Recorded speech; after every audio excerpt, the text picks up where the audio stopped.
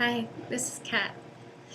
Today I'd like to actually talk about something very serious. I'd like to talk about miscarriage. I actually had several miscarriages. When I was in my late 30s, I suffered 2 miscarriages in a row. Some people know this about me, some people don't. So I think it would be important for me to discuss this with people because I know there are a lot of women that are suffering. When I had my first miscarriage, I carried to about 3 months. When I first realized that it was happening, I was in denial about it, actually. In the past, I've been a paranormal investigator, so I was actually on an investigation. And I sucked it up and I went through the investigation. And it was a Friday night. And it was not an easy experience to go through at all. When it got to be Sunday morning and I was still having issues because it was bleeding, I told my husband that I should probably go into the hospital. Guess what his reaction was? I'm not driving you for 45 minutes.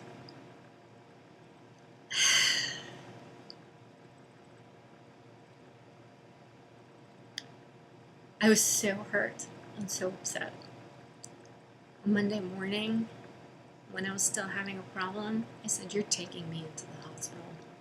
He was running around doing errands before he took me into the doctor, into the hospital.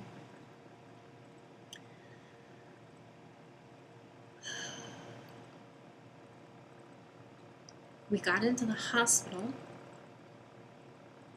and I was being told that my body was having a reaction and that it was called a spontaneous abortion. Needless to say, I was so upset and confused and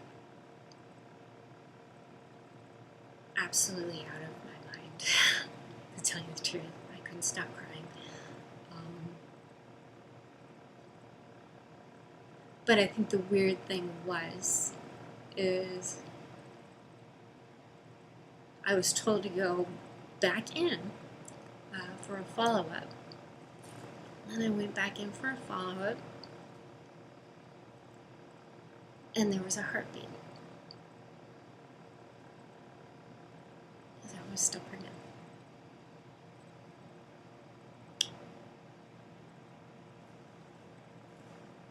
So for a few weeks, I was going in for ultrasounds.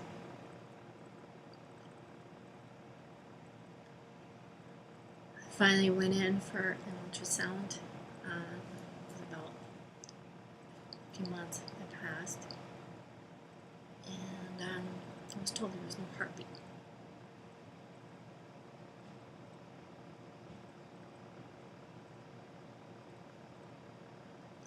I was alone at the time, and I was very upset.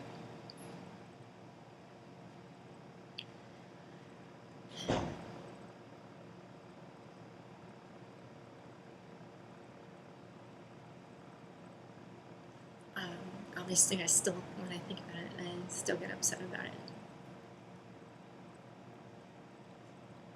The second miscarriage that I had, I conceived actually kind of quickly after having that miscarriage. I carried to 6 months.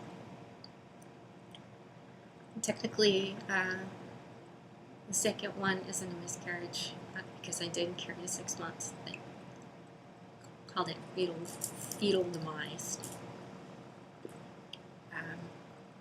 This baby we named Rosemary. The first one was a boy, and we actually named him Elliot after my grandfather. I was told that Rosemary had a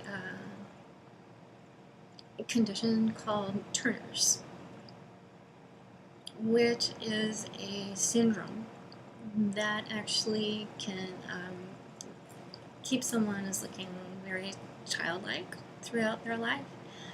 And for myself, I kept thinking, oh, wow, this is really impactful and kind of scary when you hear that something is wrong with your child. But to hear that around the same time that I found out that the baby's heartbeat had stopped and all of the different tests and things that they were doing on me and getting pulled back and forth, and it was very, very hard to deal with. And at the same time, my husband and I were still kind of grieving about losing Elliot. And so it was very, very challenging. My husband's a musician, and so of course he turned to his music. He would shut himself up in his room with his guitars and everything, and so that was his playground, and I understood that. And for myself, I love movies, and so I was falling asleep on the sofa, actually watching movies or watching videos. And we have gone very separate ways, so unfortunately we ended up divorcing because we dealt with things so differently. It was kind of sad when I think back on it, because I tried to comfort him, and because he's a guy, he wanted comfort, and didn't want to deal with it, I guess. I don't know, for myself, I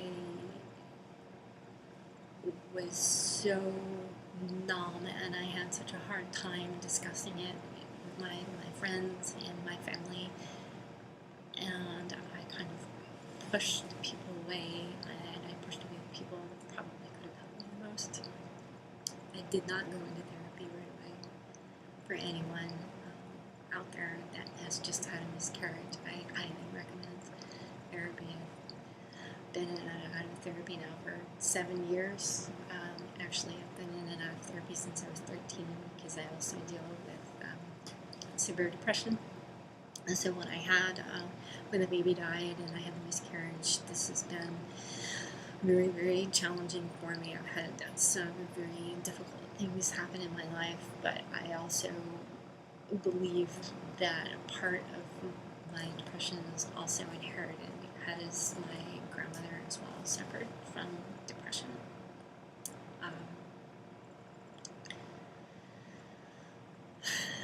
So it's two subjects that are not very easily dealt with. I don't know, for myself, I don't deal with it very well.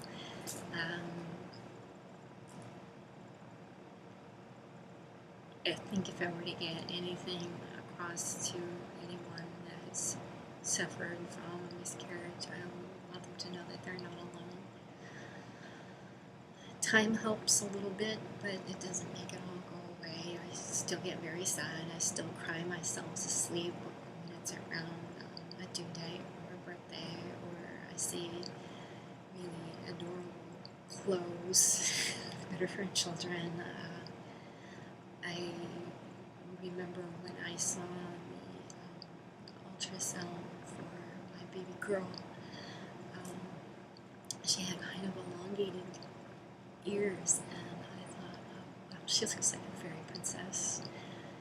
And that was very, very, an image that really stayed with me for a long time. I turned to some creative writing. I'm not much of an artist, but I've played around with just drawing to get things out, and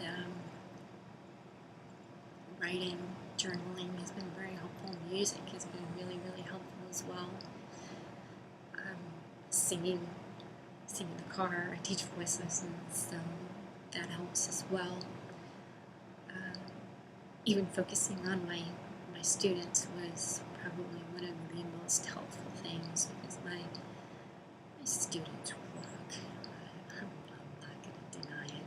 I have students that have moved out to LA. I have my rock guys, my rock gods bouncing around on stage and singing at the top of their lungs, and I'm proud of every single one of my students, and all of my piano students, and even my acting students as well. They are so amazing, and if you are watching this, I hope you know how much every single one of you means to me, and seeing you succeed has filled my heart so much more warmth and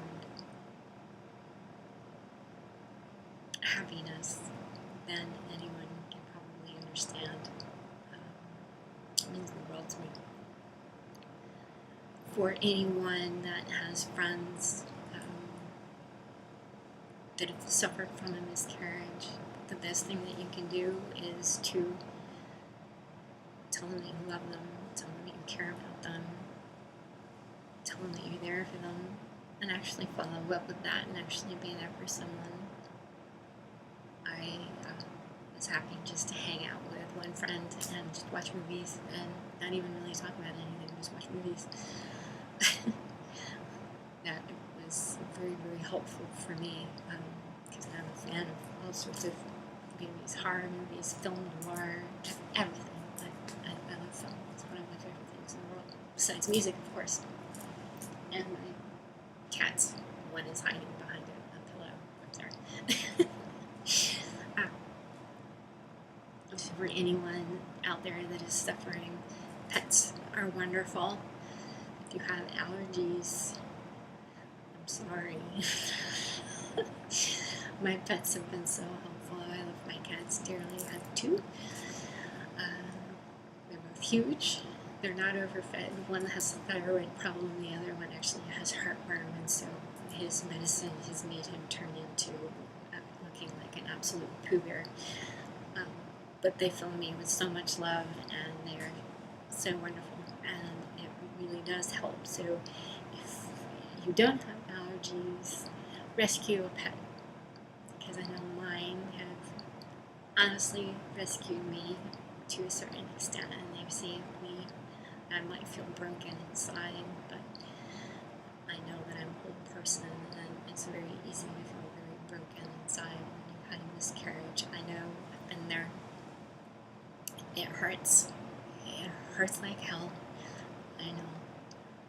But time really does help. And therapy really does help. And expressing your feelings really does help. Thank you for listening.